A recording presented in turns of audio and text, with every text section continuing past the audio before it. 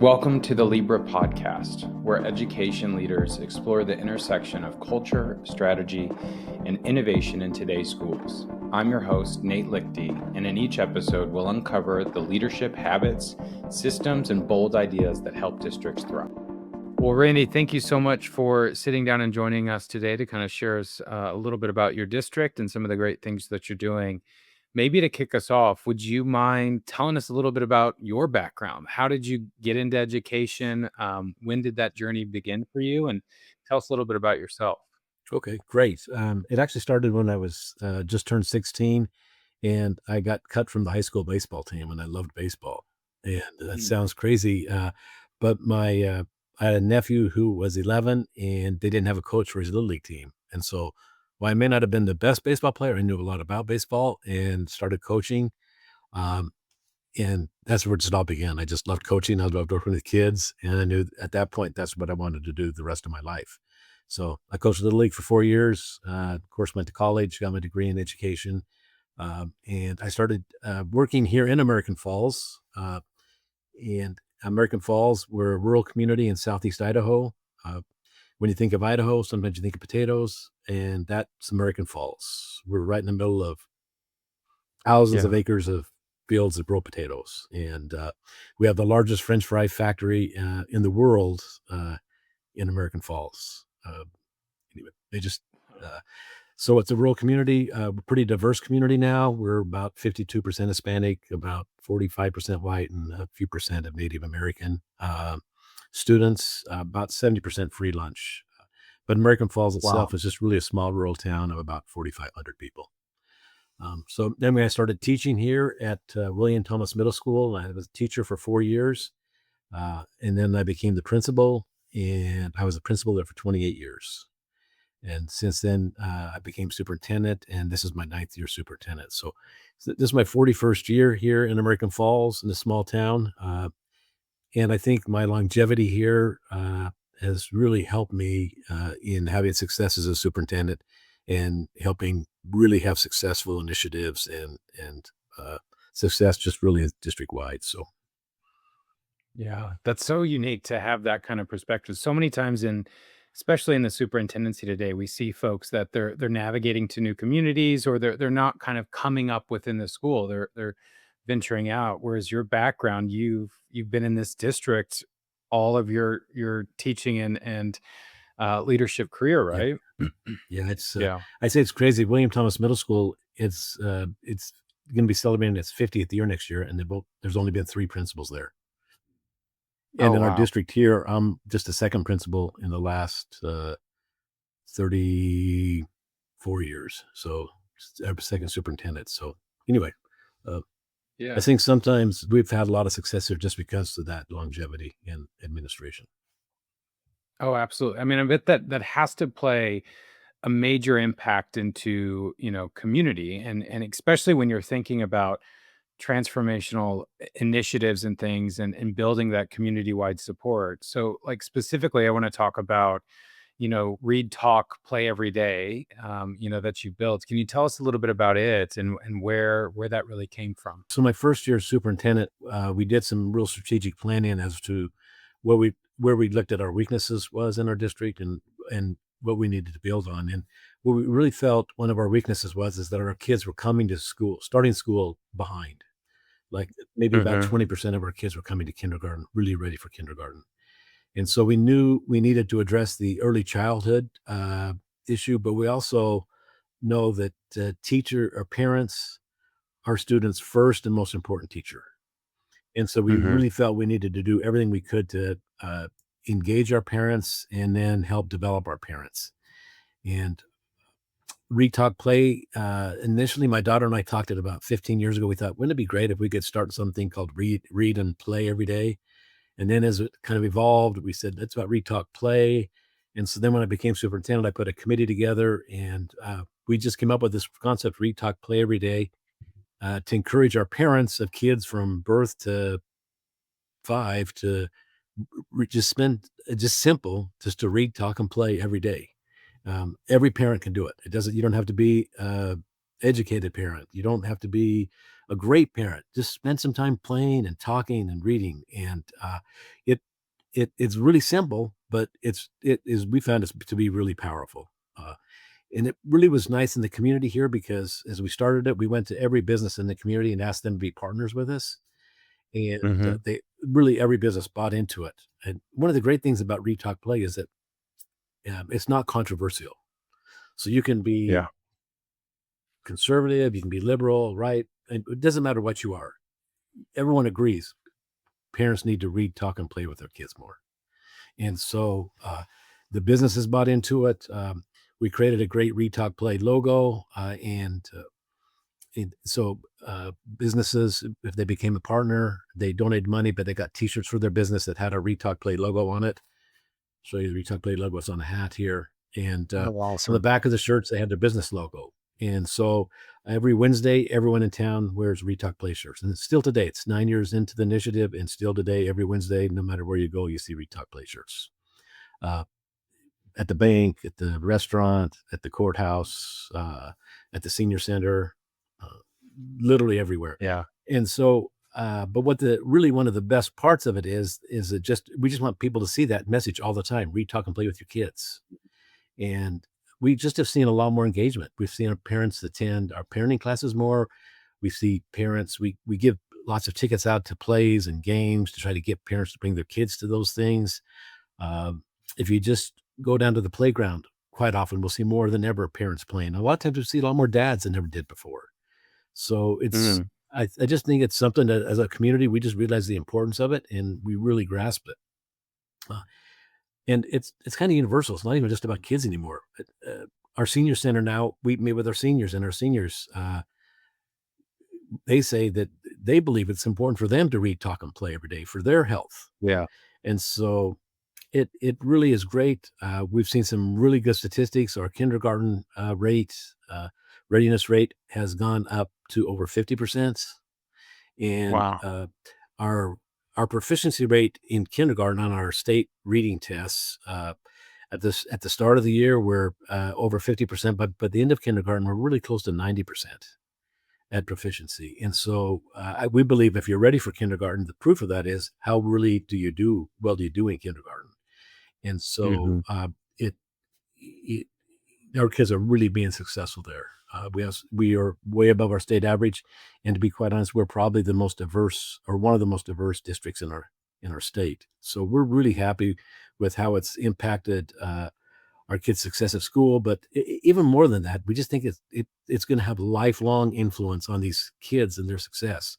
Yeah. Uh, they're going to be able to have better social skills, communication skills, uh, and that just really helps the dividends. And we actually, as we track some of our testing, this 9 years into it now, as our kids get up into the middle school or into the fourth, fifth, and sixth grade, we're seeing really increased gains too. So Yeah. That's what I was gonna ask about. I mean, when you start with something like this that's so foundational, and then you're seeing, rates of over 50% in terms of readiness, that has to, and you said this is your ninth year, right? So now you've got to be seeing those academic successes even further downstream, where students are seeing, they've been a part of this kind of community initiative that's really leading to that academic success. and really, once again, it's maintained its uh, strength.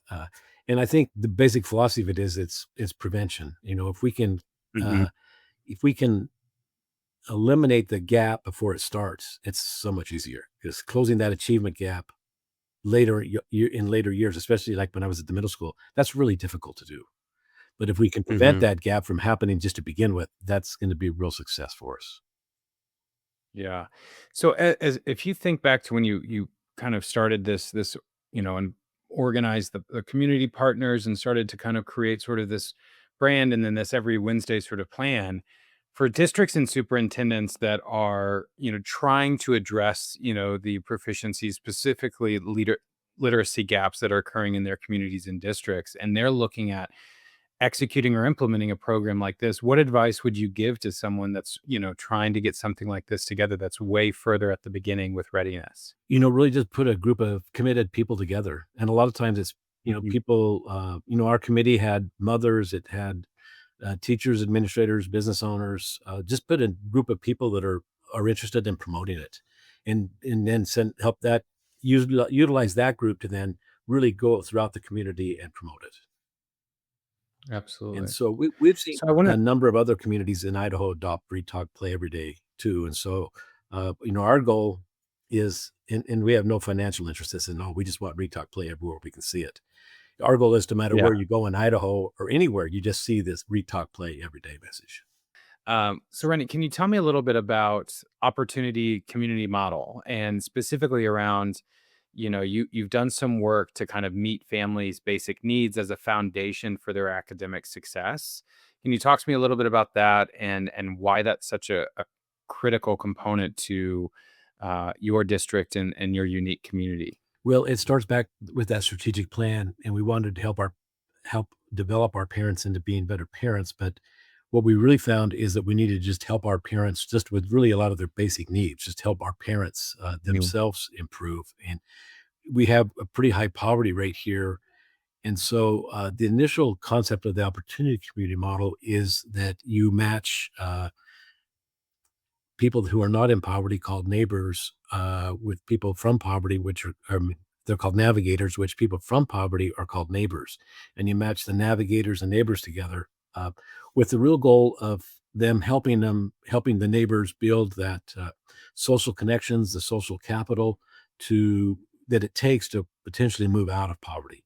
You know, we know for people to move out of poverty, the number one thing that needs is a relationship, and then number two, it needs more education. And so that's how the opportunity community model started, was to try to match those people together. And then fortunately, we got that started off and it was going great in 2019. And then 2020 hit with COVID and shut that Mhm. down just a little bit.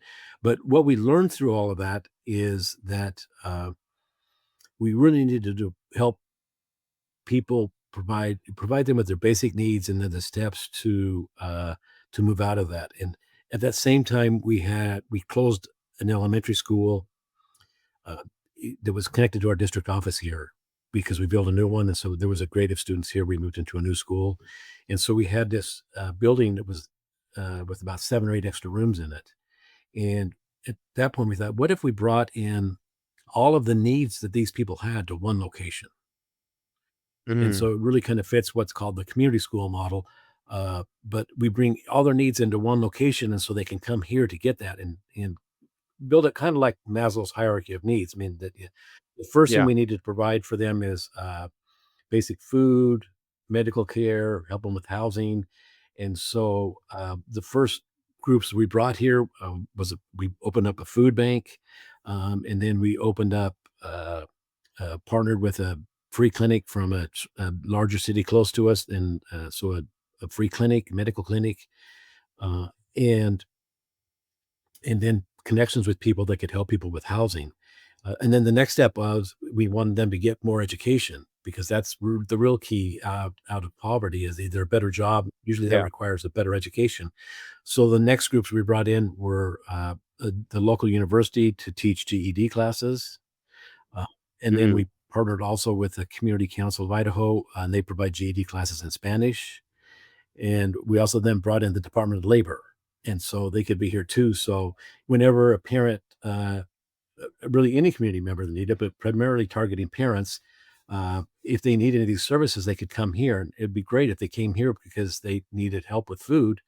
Um, when they come for the food, we get talking to them. Do you have a job? Do you need a better job? And what would it take for you to get a better job? And so sometimes it would be walking them just one door down the hallway to meet with the Department of Labor, or two doors down to meet with the university to get started on their GED. Uh, Yeah. or if they had their high school diploma, then maybe there's a program called the START program where they help them start into college through the system here. So really having all of these resources in one place where you can make that warm handoff by just walking people down the hall, it really is powerful. Absolutely.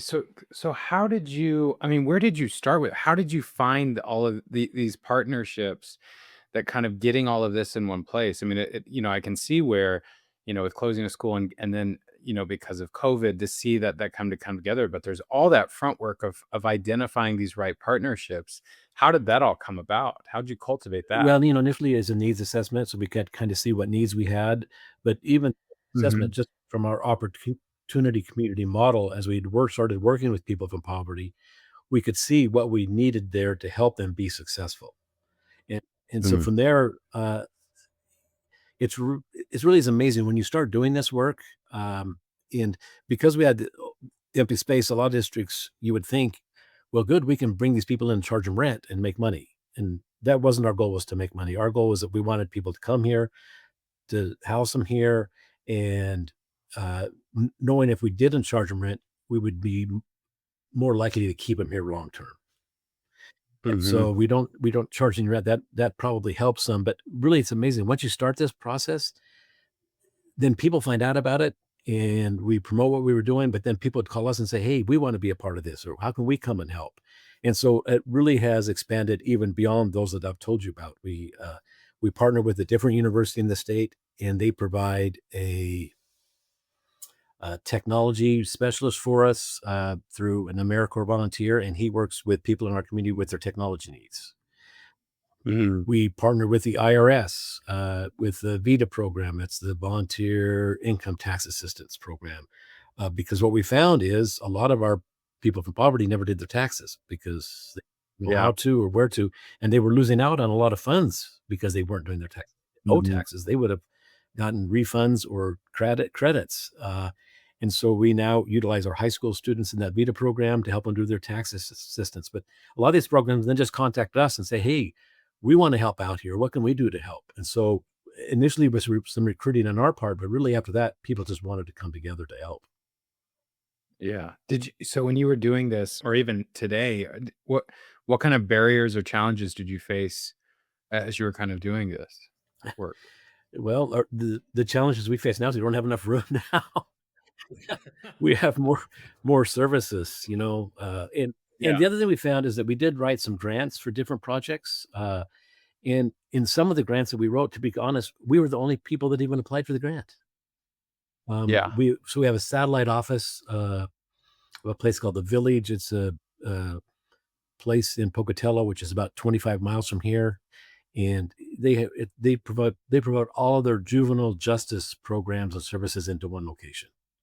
And so Hmm. similar model to what we had here, and they created that in Pocatello but it was more centered around youth and the services, kids that were at maybe in the juvenile justice problem issues. And so we applied for satellite office, even though we're not that far away from them, but we were the only place in the state that applied. So we got it and provide a lot of Hmm. funding for us to help kind of remodel our areas, rebuild our areas. And that's another great program because what it does is when a student or any child in town, when they're having problems, either the school or the parent or the police can bring them in and they'll do an assessment on them just to help see what the problem might be. Is the Hmm. problem centered from maybe some substance abuse, or from maybe it's some mental health issues, maybe it's some childhood trauma type situations that have happened. But they do an assessment on them, and then from the assessment, then we can see where best we can help students.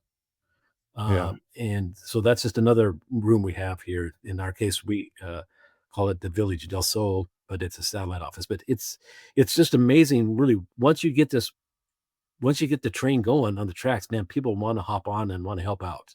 And we feel really Yeah. blessed because we've had a lot of partners to join us. And one of our keys to success is we do have a monthly meeting with all of our different partners, and we talk about the services we're providing and how we can help each other and support each other and build each other. And so it just has provided just a lot of people that provide a lot of help. And Yeah. so, to be quite honest, this last month, a lot of our families lost their SNAP money, Hmm. the food stamp money, and it was really simple for us to pull in partners, increase a few other partners to donate stuff to us, and we quickly quadrupled the size of our food bank, and we were ready to do 250 food boxes a week out to our parents, And it didn't, because we had the foundation of it all built, it just was a matter of making a few phone calls and just getting more stuff in. And it, Getting the it support. was amazing. And our community support was amazing. We also meet every couple months with the religious leaders in our community of the different faiths, the clergymen. And Hmm. so we met with them, and one church bought us a new fridge and a new freezer to store more stuff. Another fridge brought in about $5,000 worth of food. Another church just gave us $2,000 to buy any food items that we weren't getting to provide for people. Yeah. Uh, and it wasn't just churches. Some of the businesses in town were bringing stuff in. So I'm just, it's just really, when you're doing that work, it's just amazing how people all come together and want to be a part of it. Yeah. I mean, when you think about, um, the Read, Talk, Play Every Day initiative, you think about this piece that you're just sharing with us. It has to change, you know, some of your understanding of a superintendent's roles and responsibilities, right? Talk to me a little bit about that, because so many times we think about the superintendency and we think about it purely from, the academic piece and leading, a school system. But with these two pieces that are heavily woven and supported by the community, I mean, that's kind of a change of thought. Yeah, and like with Read Talk Play, we feel like if kids come better prepared for school, they're going to have more success there. Uh, and with Hmm. our opportunity community model, really, if their basic needs are all being met, they're going to be able to come to school and perform better. And so those are things that the schools themselves necessarily, as a school, they can't help that. But as a district, we can help. And so we really have kind of a cradle to career model, meaning we want to take care of Hmm. our kids from birth until they get a career. And so we Yeah. don't, a lot of focus, I think, for lots of districts is just K-12 or pre-K-12. And, they have enough work there. They don't take the other work on. But we really feel that all pulls together, and if we can help our kids even after they graduate, can be successful transitioning to college or to career, that just helps them if they can see success there, and if they see their siblings having success there, or other family members or friends. It really helps with, I think, with those students, getting that mindset of beginning with the end in mind, meaning I'm not just sitting in class here and what's ever going to happen with it. They can see that end game, that, hey, I can go to college, or I can have a good career or job. And so it's we just have a little different mindset here in American Falls. We really have that cradle to career vision and belief in our families and kids. Yeah. Well, and even just meeting them where they're at, right? Because with your opportunity community model, you talked about it's every stage, whether it's Maslow's hierarchy of needs, but then even just depending on where they're at with their GED and that sort of process, right? It's such an expanded sort of, I think, view, to meet those families where they're Mhm. at. One cool story I'd love to share is uh, I went to one of our GED graduations. And Mm. as a superintendent, I'm always on the stage at graduation, right? And normally I'm looking down from the Yeah. stage and I see the students getting their diploma and the mom and dads sitting in the audience with these huge, proud smiles. And at the GED graduation one time, it just had flipped. And so on the stage, even though we're only 9 graduates that time at the GED graduation, 2 of the graduates were a mom and dad.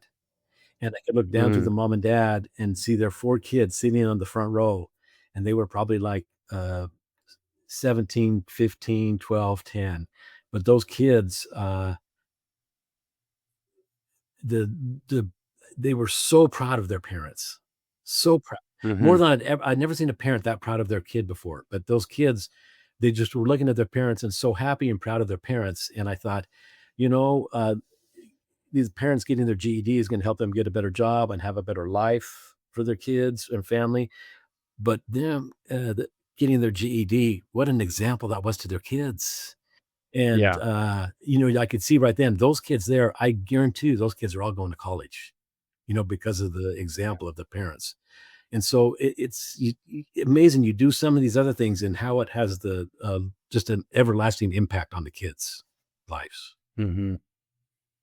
Absolutely. I mean, I think that it goes to kind of, when you're leading in rural districts and organization, you're facing limited resources. You've got like, and especially within your population, you've got growing diversity needs that have to be addressed. So meeting those families where they're at. How do you build relationships across cultural divided communities while remaining authentic and ensuring that connection is there? I believe when you're really meeting people's needs and you're involving them in activities and helping them feel a part of the whole school system, I I just think you just engage those parents and they just Hmm.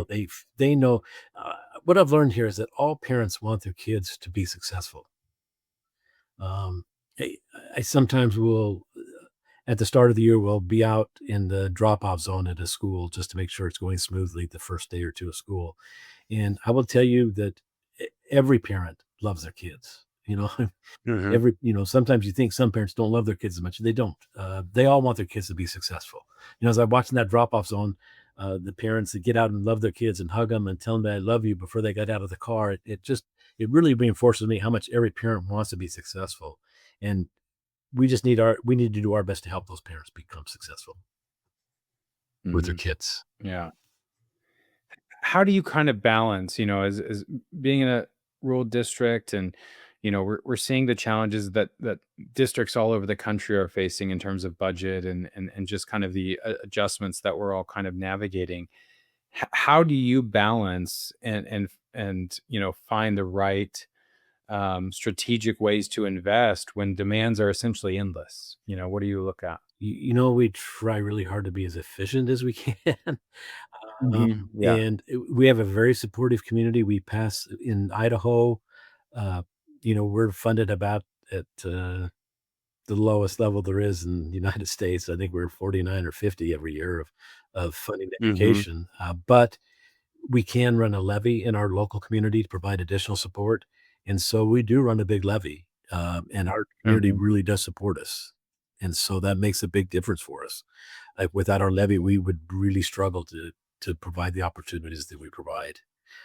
But that's the other good reason when you partner with your community and you build relationships in your community and you involve all the community you can, it's much easier to pass a levy, especially a large levy. And we have in our particular district, it's about a $2.7 million levy.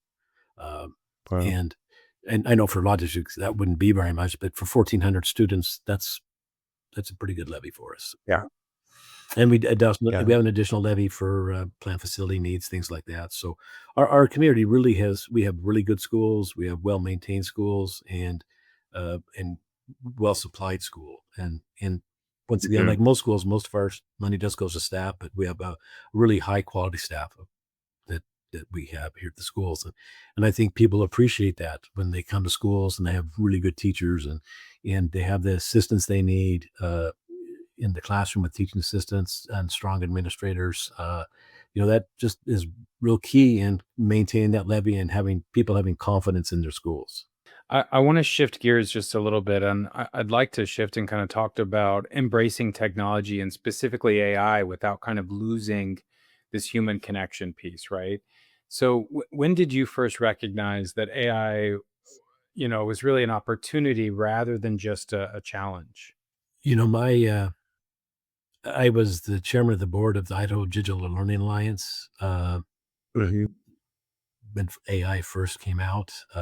And that's an organization that serves the school districts in Idaho in online courses. So, especially rural districts in Idaho that can't offer as many courses as they would like to, but there's an online version for them. And so it's an association, an organization that really serves the school districts. But I had a board meeting and one of the tech guys came in and said, "Hey, they just released this thing called ChatGPT yesterday, and it's the greatest thing." And they said, "Don't get on it unless you have like 6 hours because you'll get on and start playing and you won't stop." And so I thought, "Yeah, right." So I went home that night and it was about 8 o'clock and I got on it. And next thing I knew, it was 3 o'clock in the morning.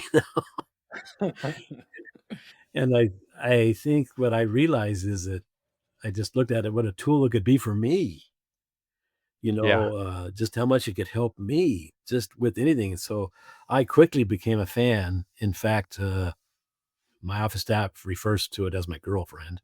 Um, Which is fine, and until I started using the paid version, and that probably didn't sound so good, but, um, it, with all the other superintendents in the area in Idaho, I think they got tired of me telling them how good it was, and, the next time we had a snow day that year, I made the teachers say, "Hey, you don't have to come to work today, it's a snow day, but at 10 o'clock we're having a Zoom meeting, I want you to get them the Zoom, and I'm gonna teach you about this," and so I introduced it to them, and, Yeah. of course,